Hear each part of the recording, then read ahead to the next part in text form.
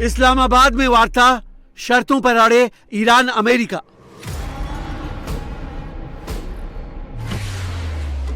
शुरुआती बातचीत में लेबनान और हॉर्मुज पर अड़ंगा।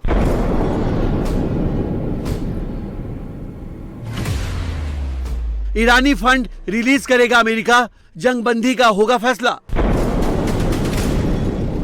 मिडिल ईस्ट में 40 दिनों की भीषण जंग के बाद अब अमेरिका और ईरान के बीच शांति वार्ता हो रही है। ईरान और अमेरिका में सीज फायर के बाद इस्लामाबाद में पीस टॉक पर पूरी दुनिया की नजरें टिकी हैं। एक तरफ अमेरिका है तो दूसरी तरफ ईरान है और बीच में शांति दूत बनने की कोशिश में लगा है पाकिस्तान। पाकिस्तान की राजधानी इस्लामाबाद के सबसे सुरक्षित और लग्जरी सेरेना होटल में शुरुआत में मध्यस्थों से अलग अलग बातचीत के बाद अमेरिका और ईरान के डेलीगेशन के बीच एक के बाद एक कई दौर की बातचीत हुई। A lot of reports. They've been meeting for many hours, as you probably have noticed. We'll see what happens. Look, regardless, we win. Regardless what happens, we win. We've totally defeated that country. And so let's see what happens. Maybe they make a deal, maybe they don't. Doesn't matter. From the standpoint of America, we win. One of the things that's happening is that boats are sailing up and heading out to our country.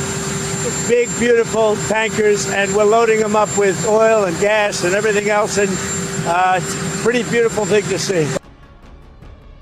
बातचीत में कई मुद्दों पर सहमति बनते दिखी, तो कई पर अभी दोनों पक्षों का अड़ियल रुख है। 1989 में ईरान की इस्लामिक क्रांति के बाद ये पहला मौका है जब दोनों देशों के नेता इतने बड़े स्तर पर आमने सामने बातचीत कर रहे हैं। دیپلماسی و دفاع دو روی یک سکه است. امیدواریم که از این مرحله هم سربلند بیرون بیایم. بنابراین یک مبارزه نفسگیر در عرصه دیپلماسی در جریان هست. من به مردم خوبمون، مردم وفادار و فهیممون اطمینان میدم که فرزندان شما در دستگاه دیپلماسی همونطور که مدافعان وطن پای لانچرها ایستادگی کردند با تمام توان حتما از همه ظرفیتاشون استفاده میکنن برای تثبیت دستاوردهای کشورمون و برای دفاع از کیان ایران.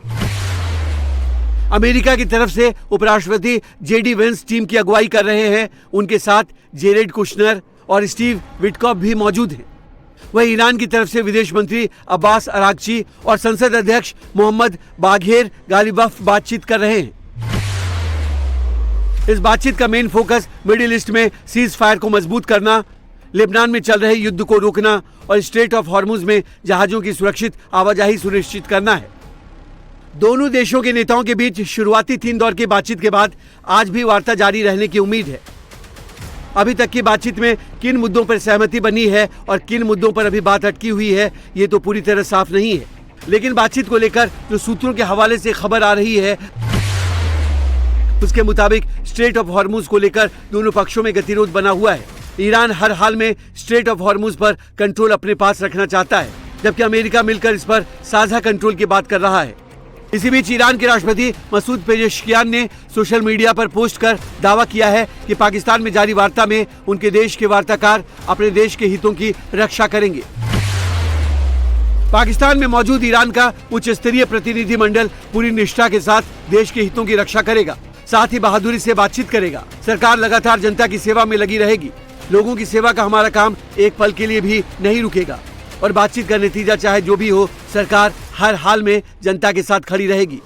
सूत्रों की माने तो अमेरिका और ईरान वार्ता के बीच ईरान अपनी 4 अहम मांगों पर अड़ा हुआ है। पहली, ईरान का परमाणु कार्यक्रम जारी रहेगा। दूसरी, लेबनान पर इजरायली हमले पूरी तरह बंद हों। तीसरी, हॉर्मुज स्ट्रेट पर ईरान जहाजों से टोल वसूलता रहेगा। और चौथी, तमाम देशों से उसकी फ्रीज संपत्ति को तुरंत बहाल किया जाए। इसके अलावा और भी कुछ शर्तें हैं, लेकिन सबसे अहम यही है जिन पर बात बननी जरूरी है। इस बीच ईरान की फ्रीज संपत्तियों को लेकर कुछ रिपोर्ट्स में दावा किया गया था कि अमेरिका इन्हें रिलीज करने पर सहमत हो गया है, लेकिन व्हाइट हाउस ने इन रिपोर्ट्स को खारिज किया है। अमेरिकी प्रतिबंधों की वजह से ईरान की दुनिया के कई देशों में करीब 100 से 120 अरब डॉलर की संपत्ति फ्रीज है। अमेरिका के पास ईरान के 2 अरब डॉलर फ्रीज हैं, जबकि दक्षिण कोरिया के पास करीब 7 अरब डॉलर फंसे हैं। ये पैसा ईरान के तेल का है जो दक्षिण कोरिया ने खरीदा था। इसके अलावा चीन के पास करीब 20 अरब डॉलर फंसे हुए हैं। इराक में ईरान के 10 अरब डॉलर रुके हुए हैं। ये पैसा भी ऊर्जा और व्यापार से जुड़ा है। कतर में 6 अरब डॉलर ईरान के फ्रीज फंड के रूप में रखे गए हैं। इसी तरह जापान में करीब 1.5 अरब डॉलर ब्लॉक है। लग्जमबर्ग में ईरान की 1.5 अरब डॉलर रकम फंसी हुई है। ब्रिटेन में 1.5 अरब डॉलर और नीदरलैंड्स में 1.5 अरब डॉलर की रकम फ्रीज है। प्रतिबंधों की वजह से ईरान इसे सीधे इस्तेमाल नहीं कर पा रहा है। अगर ये पूरा पैसा ईरान को मिल जाए तो वो अपने मुल्क की तस्वीर बदल सकता है।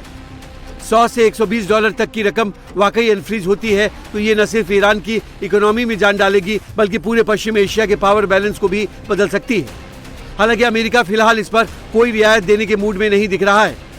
वही अमेरिका के साथ जारी बातचीत को लेकर ईरान पहले ही कह चुका है कि अगर वार्ता फेल होती है तो इसके लिए अमेरिका भी जिम्मेदार होगा।